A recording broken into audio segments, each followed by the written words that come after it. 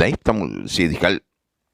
சரிக்குமப்பா நிகழ்ச்சியில் பல விசித்திரமான சம்பவங்களும் நடைபெறுகின்றன. பாடல் நிகழ்ச்சிக்கு மேலாக அங்கு குடும்ப நிகழ்ச்சிகளும் நடைபெற்று முடிந்திருக்கின்றது. உதாரணமாக கூறப்போனால், யோகேஷிக்கு நடந்த காதணி விழா பலரையும் ஆச்சரியப்பட வைத்திருக்கின்றது. யோகேஷியின் அப்பா மெய்மறந்து நெகிழ்ந்து பேசியிருக்கின்றார். சிறுவயதில் காது குத்தும் சடங்கு யோகேஷிக்கு நடக்கவில்லை என்பதால் அவர் மிகவும் கவலைப்பட்டிருந்தார். ஆனால் அது எந்த சந்தர்ப்பத்தில் நடக்கும், அதற்கான வசதி வாய்ப்பு தன்னிடம் இருக்கின்றதா என்பதும் பலரின் எதிர்பார்ப்பாக இருந்ததாக அவர் கூறிக்கொள்கின்றார். தனது வருமானத்துக்கு மத்தியில் இந்த நிகழ்வை யார் எப்படி நடத்துவது என்பதும் அவரின் கேள்விக்குறியாகும். இந்த மகா சங்கமம் நிகழ்ச்சியில் அது நடந்திருப்பதாக அவர் கண்களில் இருந்து கண்ணீர் சிந்தி அதை மிகவும் பணிவாக கூறுகின்றார். பல பேரின் ஆசீர்வாதங்களுக்கு மத்தியில் யோகேஷியின் காதணி விழா என்று அதை கூறுவார்கள். அந்த காதணி விழாவில் பல பேரும் பங்கு வைத்திருந்தார்கள். அதில் பங்கு வைத்தாத எவருமே இல்லை என்றே கூற வேண்டும். தந்தை எமோஷனலாக பேசியும் யோகேஷி இந்த தருணத்தில் பாட்டு பாடி நெகிழ வைத்த சம்பவம் பலரையும் கண்கலக்க வைத்தது.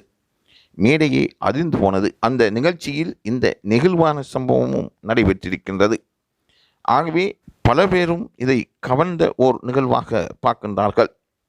காலத்தால் மறக்க முடியாத சம்பவங்களையும் இந்த சீர்தமிழ் தொலைக்காட்சி நடத்தி வருவது பாராட்டுக்குரியதாகும். உள்ளங்களை கவர்ந்த நிகழ்ச்சி மட்டுமல்லாது பலரின் மனங்களை கவர்ந்து அவர்களின் சொந்த விடயங்களிலும் தனது கவனத்தை செலுத்தி இந்த நிகழ்ச்சி இயக்குநர்களால் என்ன செய்ய முடியுமோ அவ்வாறான உதவிகளை அவர்கள் செய்து வருகின்றார்கள்.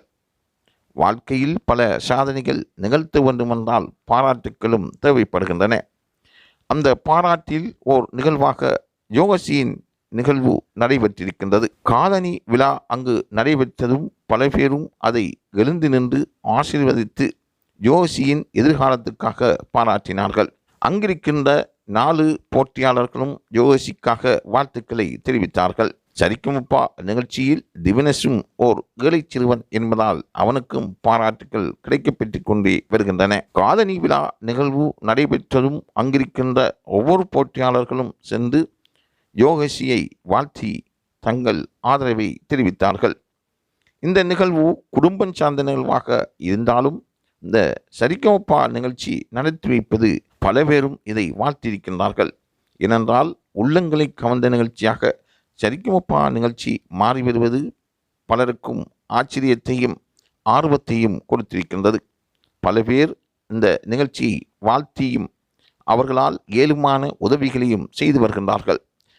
அதில் யோகேஷி ஓர் சிறந்த பாடகி என்றும் பி. சுஷீலா குரலில் பாடி பல பேரையும் மயக்கும் ஆற்றல் அவருக்கு இருக்கின்றது. அவரும் வறுமை நிலைக்கு உட்பட்ட சிறுமியாக இருப்பதால் தனது திறமையில் நம்பிக்கை வைத்து தற்பொழுது பாடி வருகின்றார். அவரும் ஓர் சிறந்த ஓர் பாடகி என்றால் அது மிகையாகாது. ஆகவே யார் இறுதி வெற்றியாளர் என்று நாங்கள் காத்திருந்து பார்ப்போம். தொடர்ந்தும் லைவ் தமிழ் செய்தியுடன் இணைந்திருங்கள்.